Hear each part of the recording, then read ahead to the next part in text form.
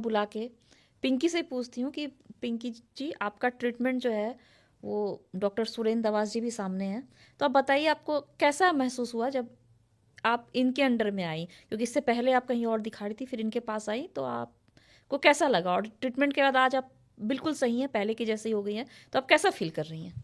नमस्कार मैम, नमस्कार सर। नमस्ते पिंकी। मैं जब मेरी एक्चुअली जब मेरे डिसीज़ के बारे में पता चला था, तो मैं श्वेता ने बहुत अच्छा पूछा है पूरी मेरी जर्नी। तो मैं बताना चाहूँगी कि मेरा जो ट्रीटमेंट स्टार्ट हुआ था राजीव गांधी हॉस्पिटल से हुआ था, जहाँ पे मेरी कीमोथेरेपी हुई थी। वहाँ पे जो डॉक्टर थी, उन्होंने हमें थोड़ा सा मुझे और मेरी फैमिली को ऐसा, मेरे हस्बैंड को लगा कि थोड़ा सा मिसगाइड किया है। लास्ट टाइम पे जब सर्जरी होनी थी, कीमोथेरेपी हो चुकी थी, तो मेरे हस्बैंड के एक अंकल थे, उन्होंने दबास सर के बारे में हमें बताया। तो हमें लगा कि हमें सेकंड ओपिनियन लेना चाहिए। तो हम रिपोर्ट्स लेके मैं अपनी फैमिली के साथ सर के पास गई। जब इनसे मिले, वो कहते हैं ना कि एक ऑरा होता है, 5 सेकंड पहले हमें पता चल जाता है किसी पर्सन से मिलने के अंदर से एक हमारी आत्मा बोलती है कि हाँ, we are on right place now. तो वो मेरे साथ ऐसा हुआ। जैसे ही मैंने एंटर किया, मेरे हस्बैंड और मैंने सर को अपनी रिपोर्ट्स दिखाई, तो सर पहले ही किसी पेशेंट से बात कर रहे थे, हमें 2 मिनट के लिए बिठाया। तो बहुत अच्छे से उनको रिप्लाई कर रहे थे कि अब आप बिल्कुल ठीक हैं, आपका ट्रीटमेंट हो गया, आप जा सकते हैं। बहुत अच्छे से बात कर रहे थे। तो जब भी कैंसर का कोई भी पेशेंट होता है या उसकी फैमिली होती है, वो ये उस टाइम पे उनके ऊपर फाइनेंस का बर्डन, बीमारी जो कैंसर है उसका बर्डन, एक प्रेशर होता है। उस टाइम पे हम लोग देख रहे होते, हम भगवान तो सीधा आ नहीं सकते, तो हम ये एक्सपेक्ट कर रहे होते हैं कि डॉक्टर ही हमारा भगवान है, कि वो हमें अच्छे से सुने, हमें गाइड करे, सही हमें राह दिखाए किस तरीके से हमें ट्रीटमेंट करना है अपना। तो उस टाइम पर डॉक्टर सुरेंद्र ने हमें बताया कि मुझे थोड़ा टाइम लगेगा, टाइम दो, मैं जो पिंकी की जो मेरी जो रिपोर्ट थी वो देख के तुमसे 10-15 मिनट बाद डिस्कस करके अदर डॉक्टर से, अपनी टीम से मैं मिलता हूँ। तो 10-15 मिनट का टाइम दिया उन्होंने हमें। दोबारा से आए रिपोर्ट्स देखकर, तो उन्होंने बोला कि एक छोटा सा ट्रीटमेंट, एक छोटा सा टेस्ट होगा लंग्स का।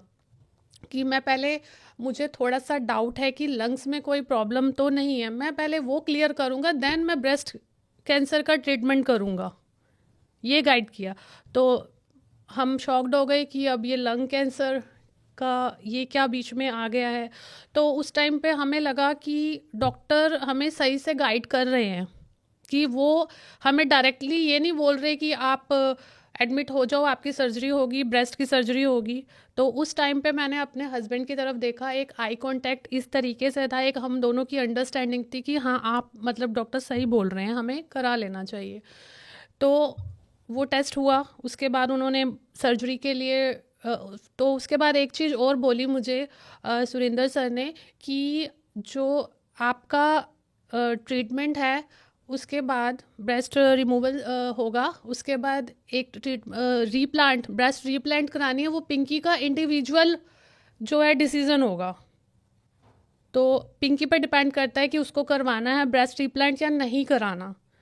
उस टाइम पर हमें ऐसा लगा कि कोई भी डॉक्टर होता, क्योंकि हमारी सिचुएशन ऐसी थी, भगवान था हमारे सामने, उन्होंने जैसे कहना था हमने वैसे ही करना था। ये चाहते तो ये भी बोल सकते थे कि साथ साथ ब्रेस्ट रिप्लांट भी होगा ब्रेस्ट रिमूवल के बाद, नहीं, उन्होंने हमारी फैमिली, मेरे ऊपर पर्सनली, मेरे ऊपर ये डिसीज़न पेंडिंग रखा कि पिंकी तुम्हारा पर्सनली डिसीज़न होगा, आप टाइम ले लो, ये बताओ कि ब्रेस्ट रिमूवल के बाद आपको ब्रेस्ट रिप्लांट करवाना है कि नहीं करवाना।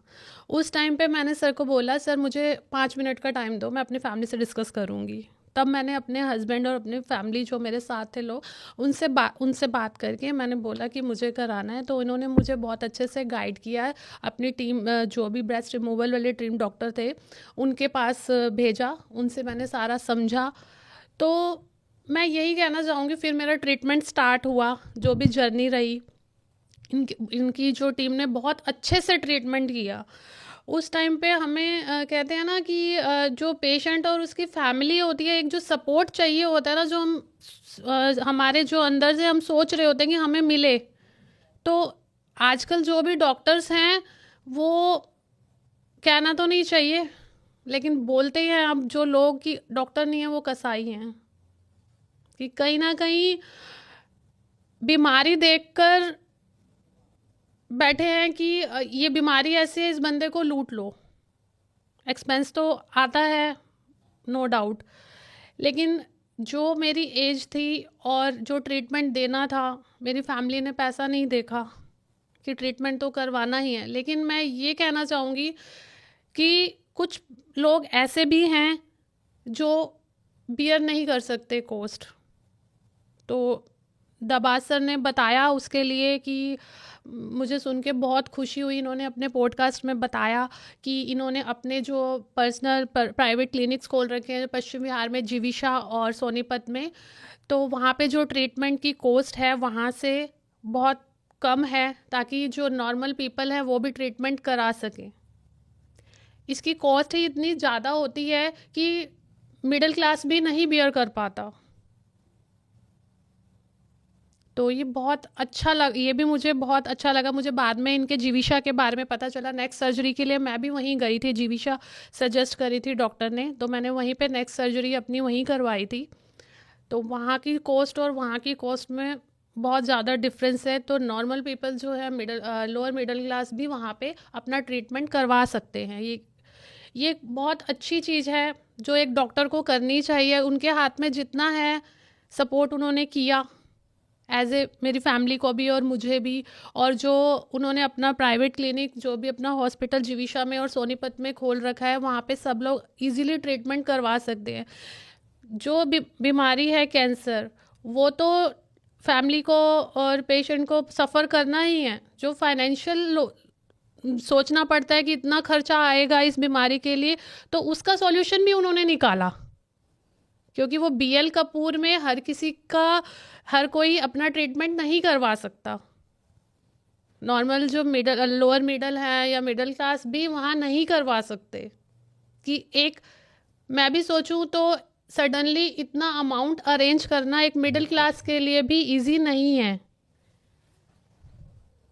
तो ये बहुत मुश्किल हो जाता है ट्रीटमेंट करवाना किसी के लिए। तो दोबारा मैं उसी बात पे आती हूँ, सुरिंदर सर ने बहुत अच्छे से मेरे हस्बैंड को, फैमिली को मुझे समझा और बहुत अच्छे से गाइड किया, मेरा बहुत अच्छे से ट्रीटमेंट किया।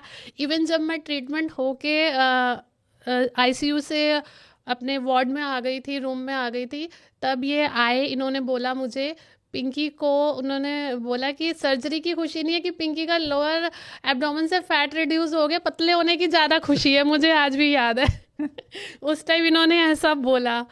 तो मुझे तो वो एक सर्जरी हम कहते हैं ना, वो एक सर्जरी फ्री ऑफ कॉस्ट हो जाती है। वो सर्जरी कि लोग अपने फैट को हटवाते हैं, तो मैंने कहा उस फैट को हटा के ब्रेस्ट बना देते हैं। मैं कहूँ तेरी फ्री में होगी देख। तो मुझे ऐसा बोला उन्होंने।